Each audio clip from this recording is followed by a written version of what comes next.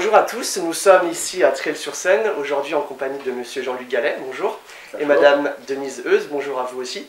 Vous êtes donc candidat pour ces élections départementales du mois de juin prochain, pour le canton de Verneuil, et vous êtes donc candidat Rassemblement National.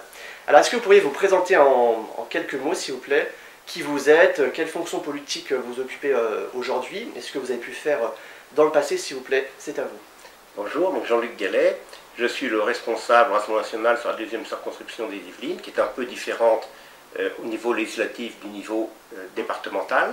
Ce n'est pas tout à fait les mêmes communes. J'ai été candidat aux dernières élections départementales il y a donc 5 ans, où j'ai fait 23,2% de voix. Je suis un Yvelinois, pur souche, puisque je suis né à Saint-Germain-en-Laye, et j'habite la commune de Morinvilliers depuis 1985. Voilà, j'ai quelques fonctions associatives. Je suis dans le monde associatif depuis l'âge de 16 ans, où j'ai commencé avec la Croix-Rouge, ensuite avec des sports, je pense notamment au handball.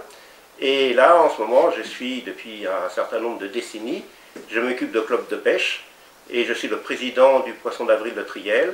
Je suis membre du conseil d'administration de l'UPBL, l'Union des pêcheurs de la Bourse de loisirs, et je suis contrôleur des comptes de la Fédération départementale de pêche en Yvelines. Très voilà. Bien. Beaucoup de fonctions. Très bien. Je suis très investi dans le monde associatif. Très bien. Et vous, madame Heuze, oui, bonjour. Je suis ancienne conseillère municipale au Télémuro, aux élections de 2000, je ne sais plus combien. 14, c'est ça, 2014. Et donc là, je me présente pour les cantonales, là, sur la ville de Triel, enfin, je veux dire le canton de Triel, de Verneuil, ouais. Parce que je suis pas... D'habitude, je suis sur les Mureaux, donc je suis un peu perdu là. Et puis, je me présente pour la deuxième fois. Pour ces élections à deuxième départementales. Et donc, la première fois, j'étais au Mureaux. Et là, bon, là, cette fois-ci, sur Verneuil. Très bien. Alors, pourquoi vous avez décidé de vous présenter ensemble, monsieur Gallet et madame Heuze? Quelles sont les raisons de votre association? Tout simplement, on a des convictions similaires, proches, voire même à certains égards parfaitement identiques. Donc, si vous voulez, le but, pourquoi on se présente? Question plus large. D'abord, je suis un farouche opposant à Bélier, au système Bélier. Voilà. Ça, c'est le premier point. Ensuite, effectivement, un certain nombre de points politiques menés par l'actuel conseil départemental ne me conviennent pas. Et donc, le but est de faire changer les choses. Même si on sait très bien que les Yvelines, c'est extrêmement difficile d'avoir des élus dans un système qu'on appelle unilatéral à 2 tours, puisqu'il n'y a pas la proportionnelle pour les départementales, contrairement aux régionales. Donc, aux dernières élections, le système en place a fait le plein. Ils ont eu tous les élus dans tous les cantons. Nous espérons qu'il en sera autrement cette fois-ci. D'accord. Et vous connaissiez madame Heuze depuis longtemps, c'est pour ça on se rencontre à l'occasion de réunions, je dirais, départementales. D'accord. Justement, ces élections départementales, ce n'est pas forcément les plus connues, notamment de la population locale. Pourtant, elles sont importantes pour notre vie et politique locale. Quelle est votre vision, justement, de l'importance de ces élections à vos yeux? Pourquoi les élections départementales sont-elles importantes selon vous? Et quelle est l'utilité du conseil départemental à vos yeux? Ou les utilités, bien sûr. Alors, bien sûr toutes les élections sont importantes. C'est l'expression de la démocratie. Bien qu'en France, je reviens un peu plus large, nous ne sommes pas dans une démocratie, mais dans un simulacre de démocratie, puisque la vraie démocratie, c'est la proportionnelle, et je dirais même la proportionnelle intégrale, qui permet à tous les partis d'être représentés en fonction, effectivement, de leur pouvoir, de leur puissance politique, de la représentation qu'ils ont auprès des électeurs. Donc on voit un parti comme l'Assemblée nationale qui tourne au-delà de 25% sur le plan national, et bien au-delà, à un certain point, à 3 malheureux députés sur 480, on se pose bien la question, il y a vraiment un problème. Il y a un problème de représentativité. Et donc, en France, pour l'instant, il n'y a pas de démocratie. Il y a ce que j'appelle moi un simulacre de démocratie. Vous êtes d'accord, madame Heuze, avec ça Oui, entièrement. D'accord. Au sein de votre communauté, à l'échelle du département que vous avez publié, il est fait mention notamment d'une certaine insécurité dans les Yvelines. C'est un peu le mot d'ordre notamment de ce qui a été publié au sein de votre communiqué. Vous pensez que les Yvelines est vraiment un département aussi dangereux que cela, d'un point de vue de la sécurité? Vous insistez surtout sur ce problème. Alors, quand on regarde comme ça rapidement les Yvelines, on dit qu'il est bon de vivre aux Yvelines par rapport au 9-3 et je ne sais pas d'autres départements. Mais quand on regarde les attentats terroristes meurtriers, les Yvelines détiennent la palme. C'est triste à dire. L'insécurité quotidienne est peut-être moins dramatique qu'un autre département, mais en finalité, on a plus de morts par le terrorisme qu'ailleurs. Donc effectivement, la sécurité est un problème majeur. Et si vous étiez élu, qu'est-ce que vous souhaiteriez mettre en place pour peut-être assurer la sécurité des Yvelinois? Si vous avez des projets... Eh bien, renforcer, aider aux polices municipales, insister lourdement sur le fait que la police nationale soit présente. Et je vais donner un exemple très simple. Il y a quelques années, très peu d'années, un commissariat de police a ouvert sur Verneuil-Vermouillet, au niveau quasiment de la base de loisirs du Val-de-Seine. Ce commissariat qui a bien fonctionné, avec lequel j'étais en relation régulière,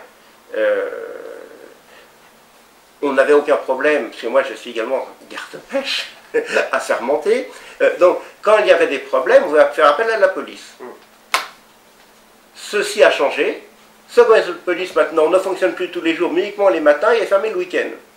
C'est-à-dire que aujourd'hui, si l'après-midi, un soir, un week-end, il y a un problème, on ne peut plus faire appel à nos policiers locaux. Police nationale, j'entends, pas de municipale. Oui. Donc, moi, je voudrais, déjà dans un premier temps, que ce commissariat ouvre à temps plein. Journée, samedi, dimanche. Premier point. Mais il n'y a pas que ça. Mais c'est déjà un plus. Et vous, Madame Euse, vous voulez rajouter quelque chose sur ce sujet de la sécurité, peut-être? Quelque chose que vous voudriez apporter si vous étiez élu? Oui. Peut-être plus de policiers aussi, plus, comme on dit... je sais pas. D'accord, plus de présence policière pour assurer la sécurité. Bon, vous l'avez dit un petit peu en début d'interview, Monsieur Gallet, vous avez l'air assez remonté contre la politique qui a été menée par... Qu'est-ce que vous aimeriez changer justement par rapport à ce qui a été mené depuis plusieurs années? Alors, donc de formation, je suis titulaire d'un diplôme d'études comptables supérieures, j'ai été longtemps responsable comptable, directeur financier, et si vous voulez, je ne peux pas supporter la magouille, je ne peux pas supporter des gens qui perçoivent des pots de vin, des gens qui versent des pots de vin. Si vous voulez, l'honnêteté, l'intégrité, honnêteté, intégrité, c'est ce qui doit prévaloir lorsqu'on est un élu du peuple. Et malheureusement, ce que je pense de M. Bédier, déjà condamné, c'est que ça c'est pas son problème, ça. Oui, mais il faut savoir que M. Bédier n'a pas été condamné pour la question que vous posez. Il était condamné il y a longtemps.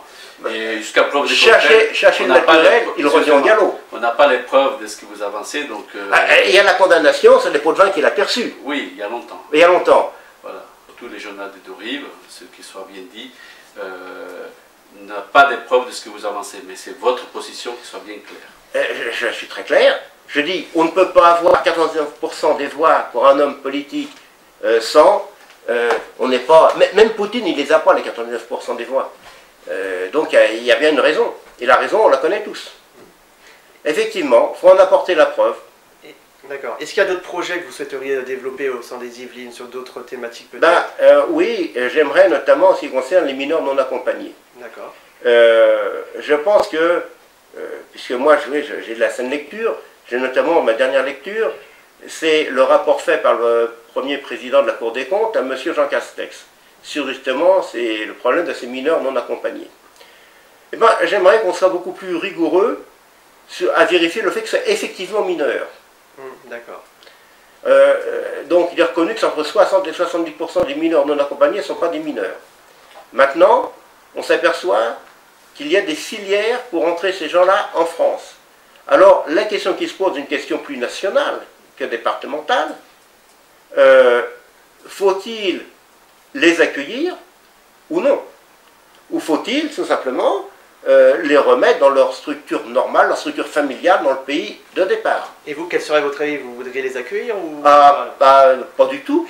Pas du tout. Si vous voulez, là, c'est des faux mineurs isolés, puisqu'en fait, ils sont là, ils sont payés par la famille, par les proches, les cousins, ainsi de suite, qui payent les passeurs.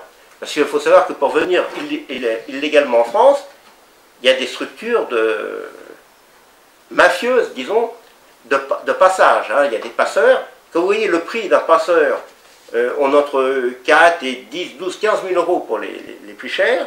Alors, on connaît les prix. Donc l'argent, ils ne sont pas venus tout seuls comme ça, les mains vides. Non, ils ont payé pour venir en France. Ils ont payé des passeurs, ils ont payé une mafia. Pourquoi? Parce que ça sont arrêtés des migrants économiques. Et nous ne voulons pas de ces migrants économiques. Après, c'est votre avis. Hein. C'est pas un avis, c'est un fait. D'accord. C'est l'état dit, restons concentrés sur les compétences du département. Parce que lorsque vous parlez de ces sujets-là, c'est les compétences de l'État. Oui, mais donc, non, je ne suis pas d'accord avec vous, M. Rodrigo. Si vous pourriez juste vous concentrer sur les compétences. Parce que qui paye, c'est les départements qui ont en charge les mineurs isolés. Donc financièrement, alors, je dirais la législation elle est nationale, oui. Mais la prise en charge elle est départementale. Et c'est un coût énorme. Oui, mais c'est le législateur, les députés qui vont décider si on change la compétence ou pas. Et vous êtes, à ma connaissance, candidat pour l'Assemblée départementale, et non pas pour la députation. J'y étais, mais je n'ai pas été élu.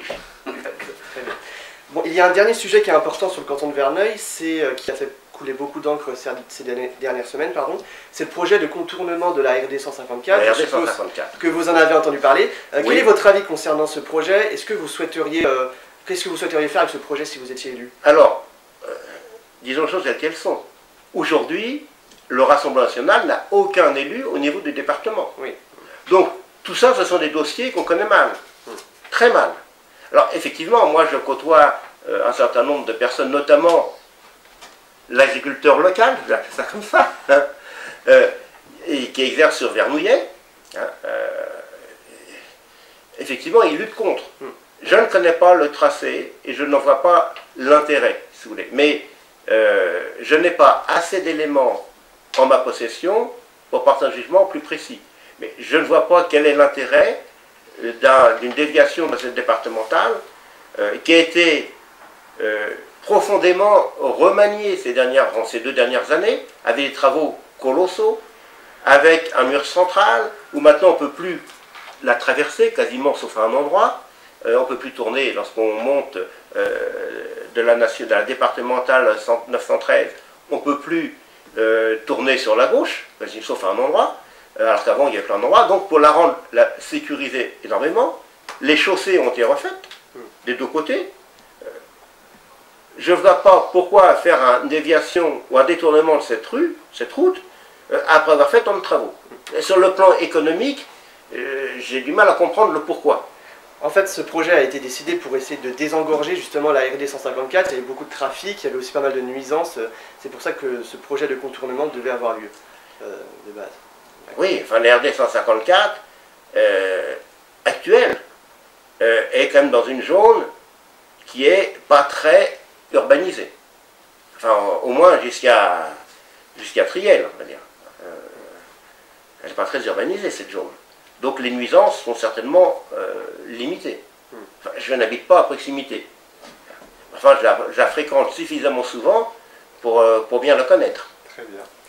Est-ce que vous voulez rajouter un mot peut-être pour terminer sur quelque chose que vous voulez rajouter avant de terminer cette interview, sur un sujet ou un mot pour la fin? La pauvreté, vous n'avez pas abordé. Dans les îles qui souffrent de plus en plus, il y a des poches de pauvreté amenant à Triel-sur-Seine. Il y en a partout. Je dirais, nous souhaitons que chaque euro dépensé par le conseil départemental le soit dans l'intérêt des Yvelinois. Et que les sommes soient réservées en priorité, je dirais, entre guillemets, à nos pauvres, à nos anciens. Si vous voulez, on va reprendre, parce qu'on de toute façon on déborde sur le national, mais qu'on voit qu'un mineur non accompagné, qu'on les appelle, hein, coûte environ 50 000 euros par an, ça fait une véritable fortune, et qu'on n'a pas de Vous êtes forcément obnubilé par... Ah bah oui, c'est le coût. Non, c'est le coût qui omnibus, c'est pas les jeunes eux-mêmes. Mais vous savez, un certain nombre de ces gens vont peut-être vous faire vivre la fin de votre vie. Ils vont peut-être arriver à oui, alors aujourd'hui, ils font partie de ceux qui assassinent, de ceux qui volent. Il y a comme un pourcentage important, malheureusement, dans ces jeunes-là, de délinquants. Alors, on aimerait bien que ça tous beau, tous gentils, mais c'est le rêve. Et je suis un écologiste convaincu, donc j'entends plein de choses autour de moi. Mais entre le rêve et la réalité, malheureusement, il y a des fois une frontière qui est très difficile à passer. Non, l'argent du département, il est fait pour les Yvelinois, et notamment les Yvelinois en difficulté. Il faut qu'on aide au niveau des EHPAD. J'ai eu ma mère en EHPAD, malheureusement, pendant 12 ans, hein, presque 13, à un mois près. Quand on arrive à 3 500 € par mois, c'est une véritable fortune. Peu de personnes peuvent se le payer. Vous avez des jeunes qui sont sur le marché du travail, qui ont un emploi et qui dorment dans leur voiture ou à la rue parce qu'ils ne peuvent pas se loger. Il y a vraiment des points importants. Il n'est pas normal. Alors c'est bien de ne pas laisser les mineurs non accompagnés à la rue et de les loger. Mais peut-être aussi penser avant, je suis désolé mais dit avant, à la population nationale, la population locale. Les Français avant eux, c'est ça? Ça me paraît logique, oui, oui. Selon vous? Oui, pour moi c'est, je dirais, d'abord ma famille, ensuite mes voisins, mes amis, puis un peu plus loin. Mais c'est un réflexe naturel. J'ai beaucoup d'amis de nationalités très diverses et variées, qu'ils soient du Maghreb ou qu'ils soient d'Afrique noire, qui m'apprécient pour mon langage, pour ce que je dis, mais si vous voulez, je n'ai aucun racisme. Et je vais aller plus loin. Toute personne qui vient en France et qui veut être français, qui veut devenir français, dans la mesure dont le capacité d'accueil, on doit l'accueillir à bras ouverts. Mais tous ceux qui veulent venir en France pour la payer, pour profiter de ses avantages sociaux, c'est non. Je suis extrêmement clair, précis et sans ambiguïté. Donc, oui à l'accueil des gens qui veulent devenir français dans la mesure où on peut les accueillir, il n'y a aucun problème. Ceux qui veulent venir en France pour dire votre culture ne nous convient pas, on veut la changer, c'est non. C'est votre opinion. Eh ben, merci beaucoup, oui, monsieur Gallet et madame Euse, d'avoir été présents. Et puis à bientôt. Au revoir. Merci.